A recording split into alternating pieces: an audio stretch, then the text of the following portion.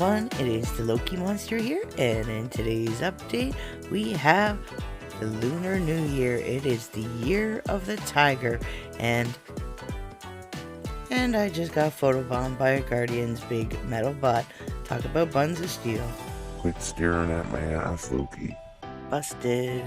Imagine farting in that thing. Anyways, we're going to head to the social district to see Saber.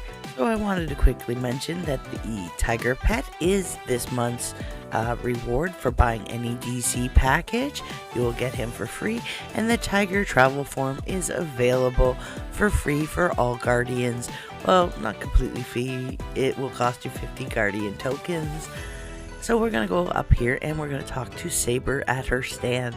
She has a quest for the Porcelain Tiger. Now this set, designed by Titan, is available for free for all players after completing the quest line. Now the other set, the legendary Ren Yin Set, designed by Dage, does cost DC. Now this is the set in its entirety. This set has some unique features like the ribbon cape, which is just down one side, and the tiger head shoulder, which is really awesome, as well as the claw weapons that Dage designed. Now we also have two different weapons that Darkon designed. Both are the same except for the color variation. One has blue claws, one has red claws, but they are both available, both as a gun and as a melee weapon. Also available this year are the two traditional sets that we get for New Year's with the tiger symbol on them, the Chamong Sam and the Chang San armor. Mouthful there. And if you don't have any of the ones from the past years, they are available as well as the other pieces for the sets. Now we're going to head to the Hardwood Forest and we're going to talk to Robina to start the quest for the Porcelain Tiger Set. And I'll take you through and show you everything that you're going to require. So after the cutscene, you learn that you're going to have to go and collect some fancy fabric that's been blowing around the woods. Now, these fabrics are not like located randomly around the woods. They're actually a physical drop from the mob, so you will have to check your loot to see if you got them. So we're going to head down here, and we are looking for Sneevils. Now, if you find your instance is really busy and you're not even getting a chance to hit them like I just did, you can try going further down into this area and hit them, or even resort to going to a different server. So once you have 8, you can just run up to Robina and hand them in. Now she's going to give you another quest to go see a shady trader, which is Gaz in Heroes Bend. So we're going to head up to the bridge area, and then we're going to take a left and run over to Heroes Bend.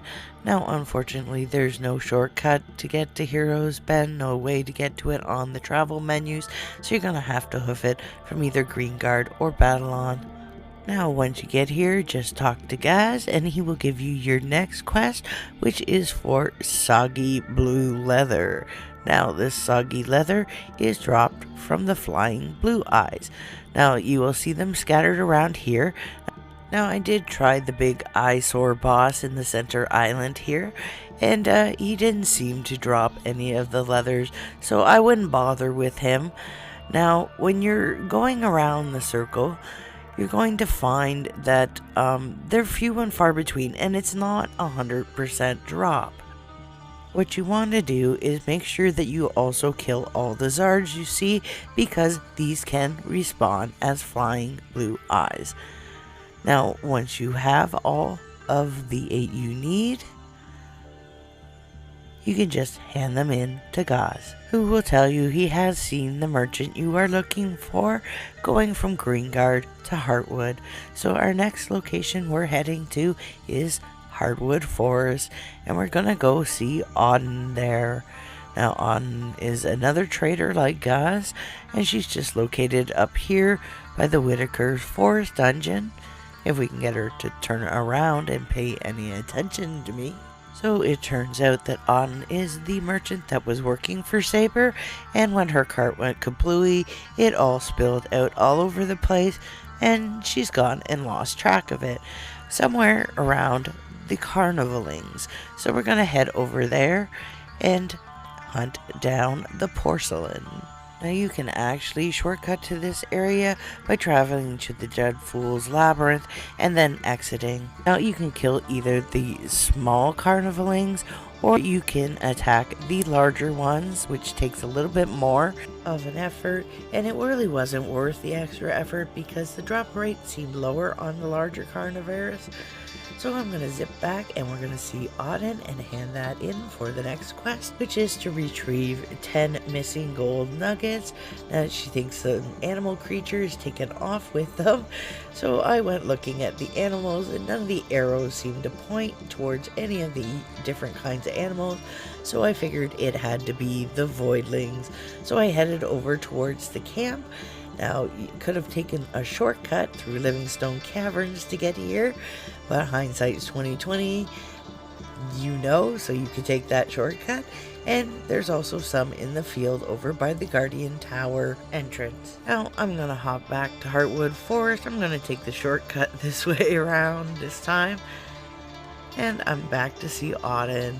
And one last quest here, and that is to replace the blue ink, but I'm going to need pure elemental water, which is gotten from the Razorbacks.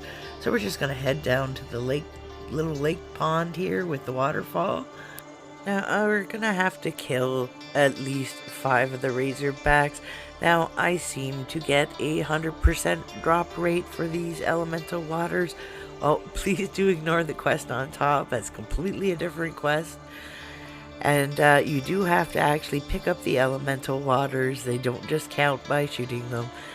So once you have all 5 elemental waters, you can head back once again to see Auden. Now when we hand that in, we find out there's one final quest, but this one is really easy. You simply have to travel to Babylon, and we're heading to the magic shop, and we're gonna go talk to Warlick. And Warlick is simply going to transform our water into ink for us. At which point we can head on over to the Babylon Social District, cutting through the House of Oddities, and over to Saber's shop to hand that in, which unlocks the entire Porcelain Tiger armor set, as well as the title Porcelain Tiger, which you can just check here on your titles. And it's located way down here in the quests, the Porcelain Tiger. So as you can see, it is now unlocked, and you can get any of the pieces you want, and it will not cost you any gold. So this is the set in its entirety. It's got this really attractive stripy cape, and it really does look like you're a walking Ming vase. So I want to thank everyone for joining me, and I know that I should have done some videos on the Mois first, but unfortunately I've been quite ill lately, and I'm taking a little bit of time to recover. Thanks for joining me. Goodbye. I'm not supposed to see this.